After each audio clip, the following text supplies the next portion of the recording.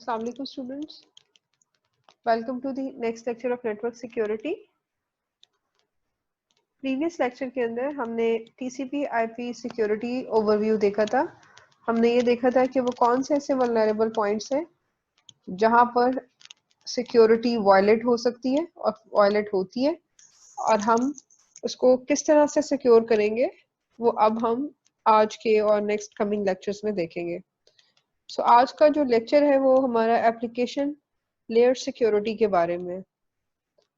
सो आप लोगों को ये पता है कि जो एप्लीकेशन लेयर है TCP IP मॉडल की, उसमें हमारे पास मल्टीपल प्रोटोकॉल्स इस्तेमाल हो रहे हैं। यानी जिस तरह की भी एप्लीकेशन इस्तेमाल हो रही होगी उसी तरह का प्रोटोकॉल इस्तेमाल हो रहा है। जैसे कि यहाँ पर आप देख रहे हैं कि SMTP एक सिंपल मेल ट्रांसफर प्रोटोकॉल है, ये ईमेल के लिए यूज होता है। इसी तरह FTP जो है फाइल ट्रांसफर प्रोटोकॉल जो है वो FTP सर्वर्स में जो files word excel PowerPoint की या कोई भी डॉक्यूमेंट शेयर करने के काम आता है। इसी तरह आप देख रहे हैं एक और फेमस जो HTTP है और DNS है, या एटसेट्रा एटसेट्रा यहाँ पे डॉट डॉट डॉट लगा हुआ है। इसकी रीजन ये है कि हम जिस तरह की भी एप्लीकेशन इस्तेमाल करेंगे, मिसाल के तौर पर अगर हम स्काइप यूज कर रहे हैं कम्युनिकेशन के लिए, तो स्काइप के लिए डिफरेंट प्रोटोकॉल्स होंगे और उसकी सिक्योरिटी की नीड डिफरेंट है। सो जैसी हमारी एप्लीकेशन होगी, यानी हम जिस भी एप्लीकेशन पे काम कर रहे होंगे उसके लिए हमें डिफरेंट प्रोटोकॉल जो है वो चाहिए होंगे। आज का जो लेक्चर है उसका उसका मेजर फोकस तो यही है कि हम ये अंडरस्टैंड करने की कोशिश करें कि जो बहुत फेमस एप्लीकेशंस हैं जो लाजमी हमें पता होनी चाहिए, जैसे कि ईमेल की सिक्योरिटी हम किस तरह से इंश्योर करते हैं, या हम HTTP की सिक्योरिटी कैसे करते हैं, DNS की सिक्योरिटी कैसे करते हैं। हम कुछ जो है यहाँ से प्रोटोकॉल्स को और कुछ एप्लीकेशंस को देखेंगे। सो एप्लीकेशन लेयर सिक्योरिटी क्या है? In application layer encryption, end-to-end security is provided at the user level by encryption application at client, workstation and server host. So end-to-end delivery का मतलब ये है कि जिस एप्लीकेशन के अंदर आपने डेटा सेंड किया है, उसी एप्लीकेशन के अंदर दूसरी साइड के ऊपर भी, रेसिपिएंट साइड के ऊपर भी डेटा जो है वो रिसीव हो। यानी मैंने अगर ईमेल किया है तो वो ईमेल के अंदर ही खुले, अगर मैंने स्काइप के ऊपर मैसेज किया है तो वो स्काइप के ऊपर ही जाके खुले। तो एंड टू एंड जो डिलीवरी है उसकी सिक्योरिटी कैसे मेंटेन करनी है, ये एप्लीकेशन लेयर सिक्योरिटी फीचर हम ये देखेंगे। एक चीज जो हमें इंश्योर करनी होगी वो ये कि encryption will be as close as the source and decryption as close to the destination as is possible. So ये दो चीजें अपने जहन में रखिएगा कि इंक्रिप्शन को हम हमेशा जो है वो सेंडिंग साइड पर रखेंगे और जो डिक्रिप्शन है उसको डेस्टिनेशन साइड पर ज्यादा रखेंगे। In application layer encryption, only data is encrypted. So I'm going to highlight this issue that you need to understand कि इसमें सिर्फ और सिर्फ हम डेटा को encrypt करेंगे, चैनल की बात नहीं हो रही, सिर्फ डेटा की encryption की बात हो रही है। सो मुख्तलिफ तरह के प्रोटोकॉल इस्तेमाल होते हैं, जैसे कि यहाँ पे लिखा हुआ है SMIME and we have SHTTP, we have PGP and we have MSP। ये डिफरेंट प्रोटोकॉल्स हैं जो कि इस लेयर पे इंक्रिप्शन प्रोवाइड करते हैं और डेटा की सिक्योरिटी प्रोवाइड करते हैं।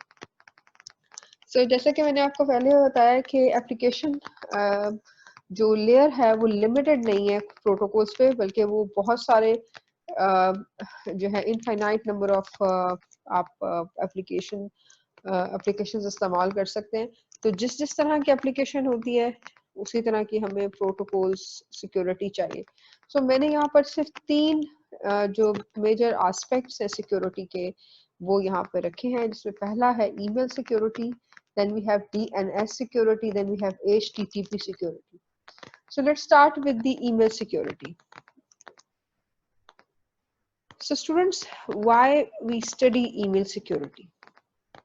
आपको ये बात पता है कि ईमेल तो हम बहुत बेसिक चीज है। हम ब्राउजिंग के साथ जो सेकंड मोस्ट फेमस एक सर्विस इस्तेमाल करते हैं इंटरनेट पे, वो ईमेल ही है। जैसे कि यहाँ पे लिखा भी हुआ है कि after the web browsing email is the most widely used network gradient application. Web server after a mail server after web browser are most often attacked internet host. ये भी एक इंटरेस्टिंग आपको फैक्ट पता चला है कि मेल सर्वर्स जो हैं वो भी बहुत ज़्यादा अटैक होते हैं after the web servers. Basic email offer little security counter to the public perception. Good technical solutions are available but not widely used. हमें एक ऐसा स्टैंडर्ड या हमें एक ऐसा प्रोटोकॉल या हमें एक ऐसा सोल्यूशन चाहिए जो कि ग्लोबली इस्तेमाल हो ईमेल की सिक्योरिटी को इंश्योर करने के लिए. So let's discuss that what are different threats to email. इसके बाद ही हम देखेंगे कि हम किस तरीके से जो सिक्योरिटी है उसको इनेबल करेंगे ईमेल के लिए. सबसे पहले तो है जी loss of confidentiality. Reason email are sent in a clear over open network. Email stored on potentially insecure client and mail server. Storage यानी एक तो नेटवर्क पे भेज दिए वो एक कॉन्फिडेंशियलिटी को लॉस कर सकती है एज वेल एज क्योंकि ये मेल सर्वर्स के थ्रू जा रही है तो मेल सर्वर के ऊपर भी जो है वो और इनसिक्योर क्लाइंट के ऊपर भी ये स्टोर हो रही है. Loss of integrity. No integrity protection on email. Anybody can alter in transit or on mail server. So integrity के इंश्योरिटी के लिए अब आपको ये क्लियर हो जाना चाहिए कि we need to apply some hash functions ताकि हम डेटा की इंटेग्रिटी को इंश्योर करें. So email की में ये प्रॉब्लम है. Then lack of data origin authentication. Is the email really from the person named in the from field? और आपको पता है कि नॉन रेप्यूटेशन अटैक भी इसी चीज में ही है कि डेटा कहाँ से जनरेट हुआ है कहाँ से आप तक पहुंचा है यानी फ्रॉम की जो फील्ड में लिखा हुआ है क्या वहीं से है कोई ऐसा मैकेनिज्म हमें देखना है. Lack of non repudiation that means can I rely on act on the content. If so can attacker later deny sending it. Who is liable if I have acted. So non repudiation के ऊपर हमने काफी बात की हुई है. अब ये पता ही है आपको कि ये क्या होगी. एक तो जो सेंडर है वो डिनाई ना कर सके लेकिन ईमेल के अंदर हमें ऐसा क्या मैकेनिज्म रखना है. अब आपको ये भी बात क्लियर हो गई होगी कि जब भी आप कोई नॉन रेप्यूटेशन को दूर करना चाहते हैं तो you need digital signatures. You need the private key of the sender so the message can be secure. जो नेक्स्ट प्रॉब्लम है वो है lack of notification of receipt. Has the intended recipient received my email and acted on it? A message locally marked as sent may not have been delivered. So हमें sending site के ऊपर भी ऐसा mechanism चाहिए जिससे हम ये चीज़ ensure कर पाएं कि ईमेल रिसीव भी हो गई है बिल्कुल सही रेसिपिएंट को एज वेल एज जो रिसीव होने के बाद जो रेसिपिएंट है उसके लिए एक्सेसिबल भी है. सो आप लोगों को ये पता है कि एप्लीकेशन लेयर के ऊपर जो प्रोटोकॉल्स इस्तेमाल होते हैं ईमेल के लिए वो हैं SMTP that is Simple Mail Transfer Protocol used for forwarding the email messages, POP that is Post Office Protocol, and IMAP that is Internet Message Access Protocol are used to retrieve the message by recipient from the server. So आप देखें कि transfer करने के लिए we have different algorithm, different protocol, and for receiving and retrieving the data we need different protocols. We have different protocols that is POP and IMAP. So तीन protocols तो हमारे सिर्फ email को send, receive और store करने के लिए. So email की security से पहले हमें कुछ attacks का पता होना चाहिए. ईमेल बेस्ड अटैक्स कौन कौन सी हैं जी. एक्टिव कॉन्टेंट अटैक है जो कि सर्वर को ही क्लीन कर देता है. सर्वर पे जितनी भी मेल्स हैं यानी पॉप के ऊपर अटैक करता है. Buffer overflow attack that means जितनी कैपेबिलिटी है हमारे सर्वर की उसमें पूरा जो है वो फिल कर देता है जैसे कि डॉस अटैक होता है उसी तरीके से. तो इसका solution ये है कि we need to fix the code. Then we have Trojan horse attack. You don't need to worry about that Trojan horse attack क्योंकि आने वाले lecture में मैं आप लोगों को इसके बारे में काफी detail बताने वाली हूँ. Then we have web bugs for tracking. Mangle the image at the mail server. So there could be different attacks. And what are the options to secure the email? पहला तो ये है कि आप secure the server to client connections. पहली चीज तो ये है कि आप connections को secure बनाएं. That is easy thing first. So that means we need to access the web mail by using the HTTPS instead of HTTP. So HTTPS इस्तेमाल करें यानी Hypertext Transfer Protocol secure protocol use करें. इसी तरह protection against the insecure wireless channel. इसी तरीके से आप सिक्योरिटी को कि कनेक्शंस को सिक्योर बना सकते हैं. सेकंड जो ऑप्शन है वो ये है कि आप end to end email delivery को सिक्योर बनाएं और उसका सॉल्यूशन एक प्रोटोकॉल है that is called the PGP of the world, that means pretty good privacy. आज का जो हमारा टॉपिक है वो इसी चीज के बारे में कि हम पीजीपी किस तरह से काम करेगी और ईमेल की सिक्योरिटी को इंश्योर करेगी. And practically in an enterprise or intra-network environment, so end-to-end delivery could be by using the PGP and the practical mechanism for intra-network environment. So why we need email security? Software for encrypting email messages have been widely available for more than a decade, but the email using public has failed to adopt secure messaging. The failure can be explained through a combination of technical, community, and usability factors. So email is a second best thing the people are using over the internet, but till now, with such a great security era, we have some technical, community, and usability factors to ensure the security. So why don't people use email security? Why don't? Because the people normally don't care about the email security. They usually the recipients would understand the doubt, the significance of the signature. They don't know anything about the security. They just want to send message. They don't even understand that how email can be forged and can be misused, and how your credentials can be misused. So what are the secure email standards and products?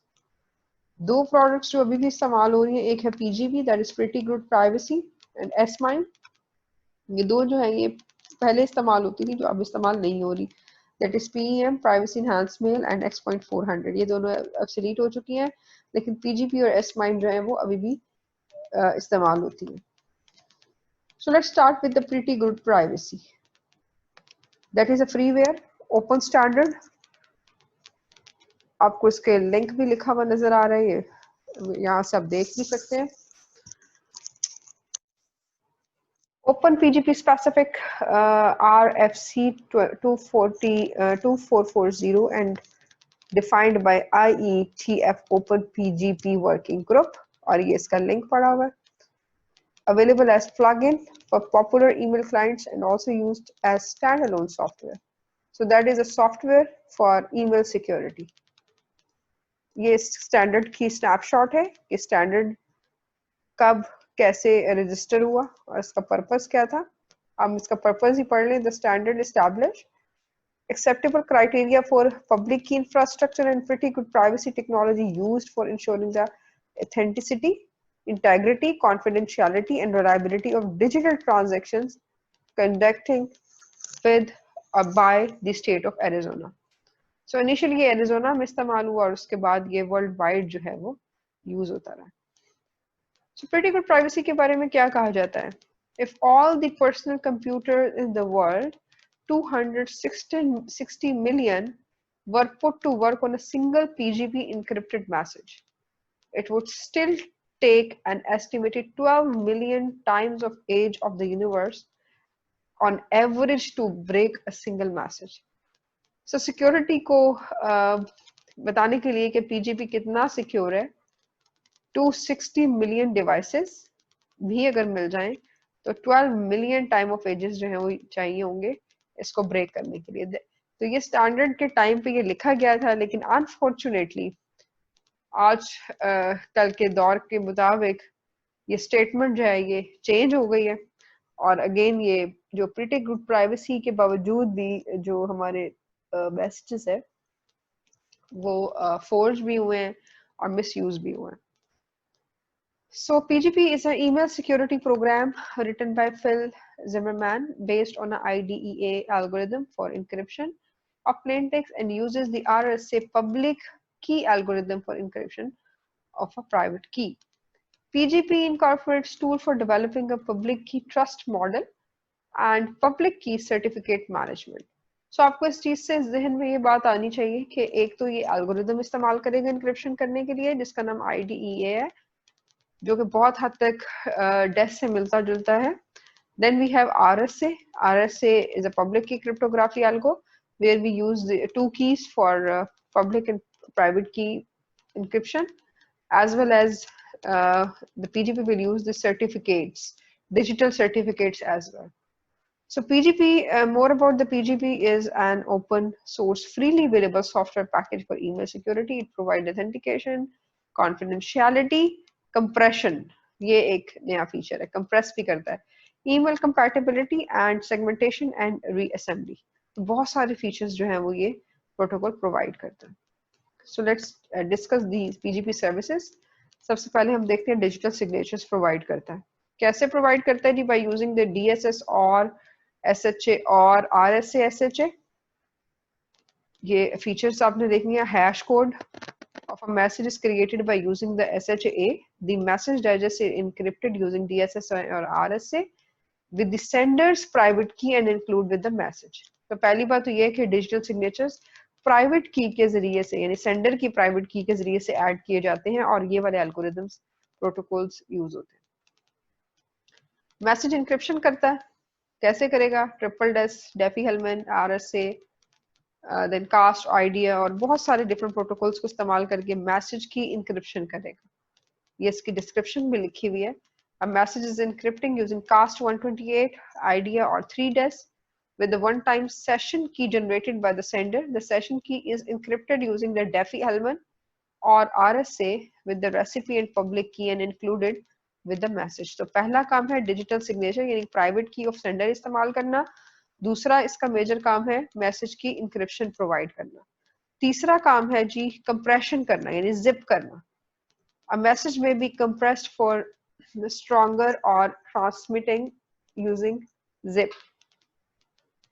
इसके बाद email compatibility का भी अगर issue आता है तो वो भी रिजॉल्व करता है रेडिक्स 64 कन्वर्जन यूज करते हुए। आस्की कोड स्ट्रिंग्स में कन्वर्ट कर देता है using the radix 64 conversion. Segmentation कर सकता है, अगर एक बहुत बड़ा हमारे पास कोई मैसेज है तो उसको ये मैक्सिमम मैसेज साइज लिमिट्स में डिवाइड करके उसकी सेगमेंटेशन और फिर रीअसेंबलिंग भी कर सकते हैं। यानी आप समझेंगे जैसे हमने मोड्स ऑफ ऑपरेशन में पढ़ा था उस तरीके से ये सेगमेंटेशन भी हो सकती है और अगेन उसकी रीअसेंबलिंग भी हो सकती है। सो मेजरली हमारे पास ये सारे फीचर्स आपने जहन में रखने हैं। Digital signature, message encryption, compression, email compatibility and segmentation. तो अगर कंक्लूड किया जाए तो पीजीपी यानी प्रीटी गुड प्राइवेसी के जो एल्गोरिथम्स हैं वो कुछ इस तरह के हैं। सिमेट्रिक इंक्रिप्शन किस चीज से होगी? अभी जैसे आपको बताया डेस 3 डेस एईएस एटसेट्रा। पब्लिक की आरएसए और एएलजीएमएल, हैशिंग के लिए एसएचए एमडी5, सिग्नेचर्स के लिए आरएसए डीएसएस एटसेट्रा। सो ये एक समरी है। तो इसका मतलब है कि पीजीपी में variety of different algorithms available हैं। आप कोई सा भी एल्गोरिदम यूज कर सकते हैं, लेकिन हमारे जो मेजर काम है यानी इंक्रिप्शन, सेशन कीज जनरेट करना, हैशिंग लेकर आना और सिग्नेचर्स प्रोवाइड करना, ये मेजर कंसर्न है। और variety of different algorithms are available for encryption. So before getting into the more detail, you should keep this thing in mind that we need two keys in the PGP. One is the public key and another is the private key. We will need the public key for encrypting the mass session keys, that is verifying the signatures. and private key for the creation of these signatures. So this is another block diagram where we can see that how MD5 RSA combined used to zip and encrypt it, and then using the recipient public key and with the base 64. So let's start now, try to understand it with the help of diagrams, that how the PGP will provide different services. So students, पहली service, पहला operation है PGP का authentication. अगर authentication इस्तेमाल कर रहे हैं आप, तो उसके डायग्राम्स कैसे बनेगी. मिसाल के तौर पर मेरे पास ये एक मैसेज है. मैसेज को क्या किया जाएगा, हैश फंक्शन से गुजारने के बाद एक मैसेज डाइजेस्ट प्रिपेयर होगा. इस मैसेज डाइजेस्ट को फिर इनक्रिप्ट किया जाएगा by using the private key of A. PRA जो लिखा हुआ है, ये प्राइवेट की ऑफ ए है. अब जो इंक्रिप्शन करने के बाद यहाँ पर इंक्रिप्टेड मैसेज डाइजेस्ट आएगा और ओरिजिनल मैसेज को, दोनों को इकट्ठा किया. जो दो लाइनें आपको नजर आ रही हैं, इसका मतलब है कंकैटिनेट किया गया. इन दोनों को इकट्ठा कर लिया जाएगा, फिर इसको कंप्रेस करके एक इनवेलप में डाल दिया जाएगा. ठीक है, सेंडिंग साइड को जरा ध्यान से देख लें. मैसेज को हैश फंक्शन से गुजारा, उसके बाद इनक्रिप्ट किया इस हैश फंक्शन से मैसेज डाइजेस्ट को, और फिर कंकैटिनेट किया by using the with the message, और इन दोनों को फिर कंप्रेस करके यहाँ पर एक इनवेलप प्रिपेयर कर लिया.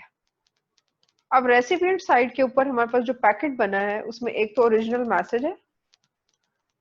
ओरिजिनल मैसेज के साथ एक जो हेडर लगा हुआ है, वो आप देखेंगे क्या है, उसमें हैश फंक्शन है मैसेज का, जो मैसेज डाइजेस्ट प्रिपेयर किया आपने हैश में, हैशिंग फंक्शन से गुजारने के बाद. साथ ही इसको इनक्रिप्ट किया है by using the private key of ए. अब आप लोगों को ये बात पता है कि private key of A use हुई है अगर यहाँ पर, तो पब्लिक की ऑफ ए यूज होगी डेस्टिनेशन पॉइंट के ऊपर. तो आप देखिए कि उन्होंने मैसेज को हैश फंक्शन से गुजारा, यहाँ पे मैसेज जो है वो निकल आया जो भी उसका हैश वैल्यू है, और इसी तरीके से जो ऊपर वाला मैसेज है उसको पब्लिक की ऑफ ए, ये देख रहे हैं आप, यहाँ प्राइवेट की ऑफ ए है, यहाँ पब्लिक की ऑफ ए के साथ इसको डिक्रिप्ट किया, और यहाँ से हैश फंक्शन भी निकल आया, यानी मैसेज का जो इनक्रिप्टेड हैश फंक्शन था. फिर इन दोनों को जो है वो कंपेयर किया गया है, और अगर दोनों बराबर आ जाते हैं तो इसका मतलब है आपका जो ये प्रोटोकॉल है, PGP का ऑपरेशन है ऑथेंटिकेशन, वो अचीव हो गया. आप लोगों को याद होगा कि इसी तरह की एक चीज मैंने आपको पहले भी बताई थी, पिछले जब हमने डिजिटल सिग्नेचर्स और डिजिटल सर्टिफिकेट्स पढ़े थे. यानी यहाँ पर हैश के बाद हमारे पास मैसेज डाइजेस्ट निकलता है, और इंक्रिप्शन के बाद यहाँ पे इंक्रिप्टेड मैसेज डाइजेस्ट होगा. मैं इसको ड्राइंग को थोड़ा सा बेहतर कर देती हूँ. फिर इसको कंप्रेस किया गया, यानी दोनों चीजों को प्लस मैसेज को, इन दोनों को कंप्रेस करने के बाद एक एनवेलप बनाया गया है. आपके सामने ये एनवेलप है. अब रेसिपिएंट साइड के ऊपर ये जो मैसेज, ओरिजिनल मैसेज निकला है, उसको अगेन हैश फंक्शन से गुजारा है. ये वही हैश फंक्शन है जो यहाँ पर है, यानी यहाँ पर जो हैश फंक्शन है वही हैश फंक्शन यहाँ पर इस्तेमाल हो रहा है. सो जब इसको मैसेज से गुजारा तो यहाँ पर मैसेज डाइजेस्ट बनेगा, और इस साइड पर अगर आप देखें तो ये ऊपर वाला एनवेलप का हेडर है, इसको पब्लिक की ऑफ ए के साथ डिक्रिप्ट करेंगे, तो इसके अंदर जो छुपी हुई चीज है वो यही है, मैसेज डाइजेस्ट ऑफ ए. तो ये दोनों जो है, यानी मैसेज डाइजेस्ट इक्वल आएंगे, तो इसका मतलब है आपकी ऑथेंटिकेशन जो है वो इंश्योर हो गई है. सो दैट इज सिमिलर, जैसे मैंने आपको पहले बताया था. इसको पढ़ भी लेते हैं. लिखा हुआ जी, sender create message, make SHA 116 bit hash of message. यहाँ पे इसका ये हैशिंग जो फंक्शन है SHA 1160 यूज हुआ है. Attach RSA signed hash to message, that means RSA की जो प्राइवेट की है वो इस्तेमाल की गई है. Receiver decrypt and recover hash code, receiver verify receive message hash. तो ये आपने देखा कि किस तरीके से ये PGP की ऑथेंटिकेशन जो है वो इंश्योर हुई है. अब हम ये देखते हैं कि PGP ऑपरेशन विद कॉन्फिडेंशियलिटी. अगर कॉन्फिडेंशियलिटी ऐड करनी है तो फिर क्या करना पड़ेगा, पहले मैसेज को जिप करना पड़ेगा. जिप करने के बाद जो हमारे पास ये इनक्रिप्टेड कह रही हूँ, कंप्रेस डेटा आया है, उसको सेशन की के साथ जो है वो इनक्रिप्ट किया जाएगा. और इस सेशन की को पब्लिक की ऑफ बी के साथ जो है वो इंक्रिप्ट करके कंकैटिनेट किया जाएगा। यहाँ पे दो चीजें आप देखने आ रही हैं, नहीं एक तो मैसेज आ रहा है कंप्रेस्ड और इंक्रिप्टेड फॉर्म के अंदर, और दूसरी की भी आ रही है हमारे पास इंक्रिप्टेड फॉर्म के अंदर। इसी तरह रेसिपिएंट साइड के ऊपर हमारे पास जो हेडर है उसको प्राइवेट की बी के साथ डिक्रिप्ट किया जाएगा, और नीचे वाले मैसेज को जो है वो जिप इनवर्स करके यानी एक्सट्रैक्ट करके मैसेज निकाल लिया जाएगा।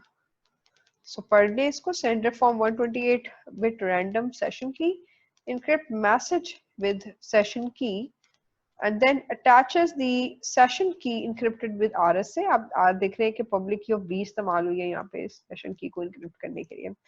Receiver decrypt and recover session key। Session key is used to decrypt the messages। So confidentiality के लिए हमें zip को जो है करने के बाद हमें सेशन की इन्वॉल्व करना पड़ेगी इसके अंदर। This is the last interpretation of PGP. If we want to use both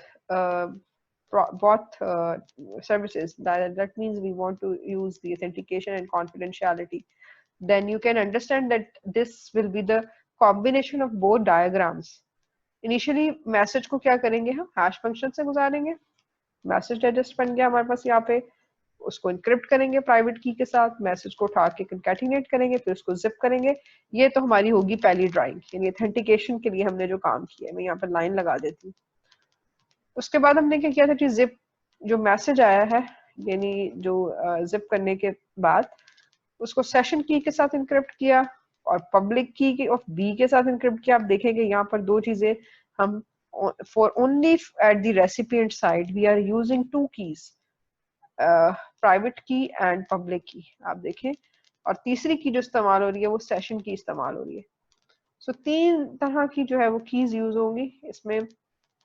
private key of ए यानी जो सिर्फ ए के पास है यानी सेंडर के पास है, पब्लिक की ऑफ बी जो कि पब्लिकली अवेलेबल थी जिसको भी भेजनी है उसके लिए, सेशन की जो रैंडमली सिलेक्ट होगी। मैंने आपको बहुत 2-3 लेक्चर पहले ही बताया था कि सेशन की जनरेट कैसे होती है, सेशन की का मकसद क्या होता है। तो हमने ये देखा कि पब्लिक की ऑफ बी और सेशन की जो है वो को इनक्रिप्ट किया गया है और इसको भी इसके साथ ही डाल दिया गया। अब इस पैकेट के अंदर ये बहुत ही कॉम्प्लेक्स पैकेट है जिसके अंदर सेशन की with the original message and with the public key of B and hash function of the message and the compression of this message, यानी बहुत सारे जितने भी ऑपरेशन है वो करके इस मैसेज में डाल दी गई।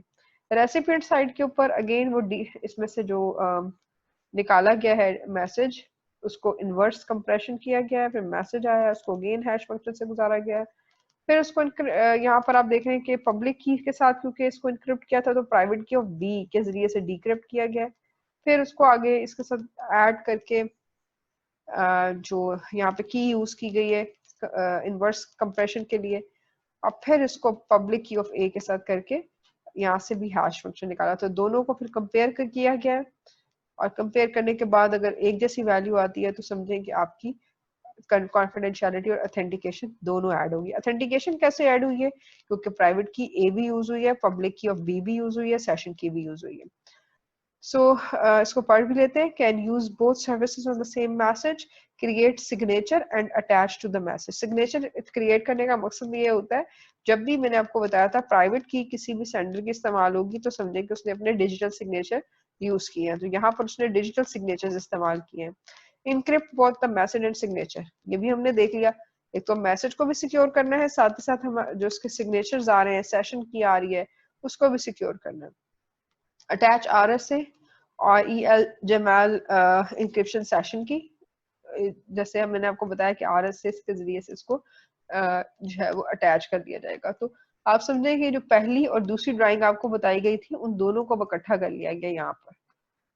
सो ये था जी हमारे पास PGP operation for authentication and confidentiality. So students thank you very much. आज हमने एक ही प्रोटोकॉल देखा है एप्लीकेशन लेयर का, that is for email security and very famous protocol that is called PGP, that was pretty good privacy, and we have seen that how you can add data authentication and confidentiality over the email. So thank you very much, students, for this session.